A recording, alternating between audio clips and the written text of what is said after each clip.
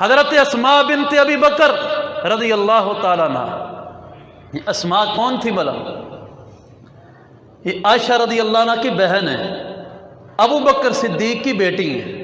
جب نبی علیہ السلام مکہ سے مدینہ ہجرت کرنے لگے تھے نا، تو اسماء رضی اللہ عنہ نے بڑی محبت سے نبی علیہ السلام کے لیے کھانا تیار کیا۔ جب کھانا تیار کر لیا، کھانے کو باندھنے کے لیے اسماء کو کپڑا کوئی نہیں ملا، تو اپنے سر پہ جو دوپٹہ یا چادر لی تھی اسی کو اتار کے پھاڑ کے دو حصوں میں کیا، آدھا دوبارہ سر پہ لے لیا، آدھے میں کھانا باندھا اور نبی علیہ السلام کو پیش کیا۔ آپ صلی اللہ علیہ وسلم اتنے خوش ہوئے، آپ نے فرمایا اسماء، اس آدھے دوپٹے کے بدلے کل قیامت کے دن میرا رب تجھے جنت کا دوپٹہ عطا فرمائے گا۔ یہ اسماء رضی اللہ عنہ ہے، ابو بکر صدیق کی بیٹی ہیں۔ ان کے بیٹے تھے حضرت عبداللہ بن زبیر رضی اللہ تعالیٰ عنہ۔ اسماء رضی اللہ عنہ جب بوڑھی ہو گئی، آنکھوں کی نظر جو ہے بالکل تقریباً ختم ہو گئی، ایک دن اپنے بیٹے عبداللہ بن زبیر سے کہتی ہیں، بیٹا میرا دل کرتا ہے، عرب کے اندر ایک کھجور ہوتی تھی جس کو برنی کھجور کہتے تھے، تو آپ فرماتی ہیں میرا بیٹا دل کرتا ہے برنی کھجور کھانے پہ، وہ کھجور مجھے لا دو۔ عبداللہ بن زبیر کا باغ تھا اس طرح کھجوروں کا، اور برنی کھجور عرب کی نایاب ترین کھجور تھی۔ پورے باغ میں ایک درخت تھا برنی کھجور کا۔ عبداللہ بن زبیر غلاموں کو ساتھ لے کے گئے، آپ غلاموں سے کہتے ہیں اس درخت کو کاٹو، درخت کٹوا لیا، غلاموں سے کہا اپنے کندھوں پہ اٹھاؤ، کندھوں پہ اٹھا کے گھر لے کے آئے۔ جب گھر لائے تو ماں اسماء رضی اللہ عنہ بیٹھی تھی، ماں کے قدموں میں ایسے درخت رکھ دیا اور کہتے ہیں اماں درخت حاضر ہے، جہاں سے دل کرے کھجور توڑ کے کھا لے۔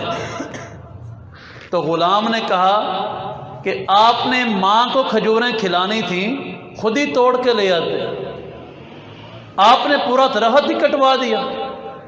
آپ نے فرمایا میں توڑ کے تو لے آتا، لیکن ہو سکتا ہے ان کھجوروں میں ویسی نہ ہوتی جیسی میری ماں کا دل کر رہا تھا، میں نے درخت ہی لا کے ماں کے قدموں میں رکھ دیا کہ میری ماں کے دل میں حسرت رہ نہ جائے۔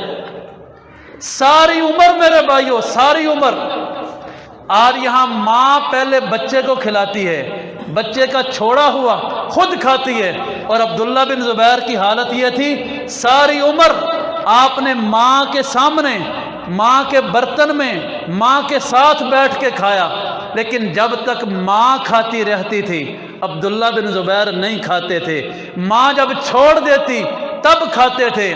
اور آپ فرمایا کرتے تھے ہو سکتا ہے پلیٹ میں جہاں سے میں لقمہ لگاؤں اسی جگہ سے میری ماں کا دل کرے لقمہ لگانے کو، اگر میں لگا لوں تو میں سمجھتا ہوں کہ اللہ کے ہاں میری بے ادبی شمار نہ ہو جائے، اس لیے پہلے ماں کھائے گی بعد میں کھاؤں گا۔ یہ عبداللہ بن زبیر کی ساری زندگی کا عمل تھا۔ آج ہماری صورتحال کیا ہے؟ میرے محترم بھائیوں، یہ المیہ ہے آج کے دور کا کہ آج کا نوجوان، آج کی نوجوان نسل ماں باپ کو بالکل وہ اہمیت دینے کو تیار نہیں۔ اللہ نے قرآن میں جہاں پہ اپنی عبادت کا حکم دیا وَقَضَىٰ رَبُّكَ أَلَّا تَعْبُدُوا إِلَّا إِيَّاهُ وَبِالْوَالِدَيْنِ إِحْسَانًا، پہلا حکم دیا کہ عبادت میری کرنی ہے، دوسرا حکم یہ دیا کہ والدین سے اچھا سلوک کرنا ہے۔ اپنی عبادت کے ساتھ اللہ نے والدین کے حسن سلوک کو بیان کیا ہے۔ آج ہم نے کیا حق ادا کیا؟ عبداللہ بن عمر بیت اللہ کا طواف کر رہے ہیں، ایک نوجوان آتا ہے اپنے سر پہ اپنی بوڑھی ماں کو اٹھایا ہوا ہے، بڑی دور کے علاقے سے آیا اور آ کے عبداللہ بن عمر سے کہتا ہے آپ صحابی رسول ہیں، یہ میری بوڑھی ماں ہے، میں بڑے دور کے علاقے سے چل کے آیا، میری ماں کی خواہش تھی، حج کرنا چاہتی تھی، چل نہیں سکتی، بوڑھی ہو گئی، میں کندھوں پہ اٹھا کے لایا ہوں۔ عبداللہ کیا میں نے اپنی ماں کا حق ادا کر دیا ہے؟ آپ نے کہا وہ بے وقوف، ماں کی ساری زندگی کا حق کہہ رہا ہے، جب تیری ماں نے تجھے جنم دیا تھا تو ان گھڑیوں کا حق ادا نہیں کر سکا ہے، تو ساری زندگی کا حق ادا کرنے کو چلا ہے۔ امام الانبیاء جناب محمد رسول اللہ صلی اللہ علیہ وسلم، آپ کی زندگی میں صحابہ نے کئی بار کہا یا رسول اللہ صلی اللہ علیہ وسلم، یہ کیسر و کسریٰ کے بادشاہ جو ہیں یہ اپنے درباروں میں آتے ہیں، لوگ احترام سے کھڑے ہو جاتے ہیں، آپ دونوں جہانوں کے سردار ہیں، اللہ کے رسول ہمیں اجازت دیں آپ کے آنے پہ ہم بھی ایسے کھڑے ہو جایا کریں۔ آپ نے فرمایا نہیں، ایسے نہیں کرنا، کبھی آپ نے اپنے لیے کھڑا نہیں ہونے دیا۔ لیکن ابو داؤد کی حدیث ہے، ایک مقام پہ اللہ کے رسول علیہ السلام بھی بیٹھے، صحابہ بھی بیٹھے، اور ایک بوڑھی خاتون آتی ہے، امام الانبیاء کھڑے ہو جاتے ہیں، اپنے کندھے پہ لی ہوئی چادر آپ زمین پہ بچھاتے ہیں، بوڑھی خاتون کو اس پہ بٹھاتے ہیں۔ جب وہ بوڑھی اماں جانے لگی، آپ پھر کھڑے ہو گئے، تو صحابہ کہتے ہیں کہ ہم بڑے حیران ہوئے، یہ کون ہے؟ اللہ کے رسول اپنے لیے کھڑا ہونا پسند نہیں کرتے، خود اس کے لیے کھڑا ہو رہے ہیں، آخر یہ ماں ہے کون؟ اتنا احترام کیوں ہے؟ جب پوچھا تو بتایا گیا یہ اللہ کے رسول علیہ السلام کی وہ ماں ہے جس نے آپ کو دودھ پلایا، جس کو حضرت حلیمہ سعدیہ کہتے ہیں رضی اللہ عنہ۔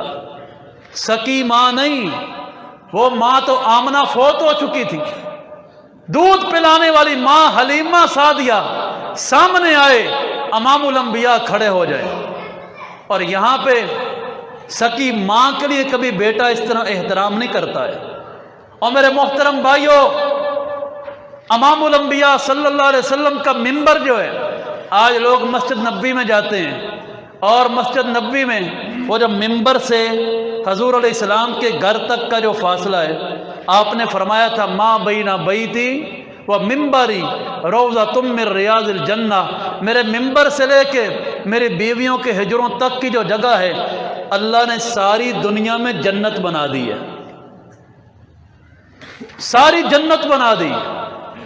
اللہ نے دنیا میں ہی کہہ دیا، میرے نبی کی حیات میں میرے نبی کی جو بیویاں بن گئیں، کسی کو شک نہ رہے، پوری دنیا کو جنت قیامت کو ملنی ہے، لیکن میرے نبی کی بیویوں کو جنت میں نے دنیا میں عطا کر دی۔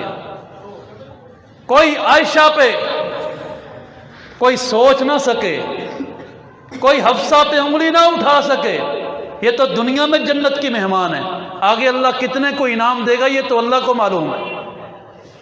تو فرمایا میرے منبر سے لے کے میری بیویوں کے حجروں تک یہ ساری جگہ جنت کا ٹکڑا ہے، اس جنت کے ٹکڑے پہ منبر کے اوپر آپ جمعہ پڑھانے کے لیے قدم رکھتے ہیں، آپ کی زبان سے نکلتا ہے آمین، آمین نکلا۔